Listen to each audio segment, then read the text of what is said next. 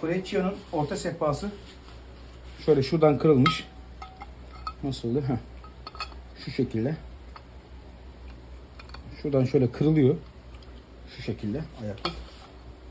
Şu şekil. Şimdi bunu, bu ince bir malzeme.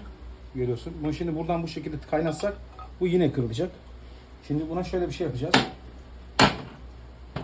Şunun karşılığına şöyle bir şöyle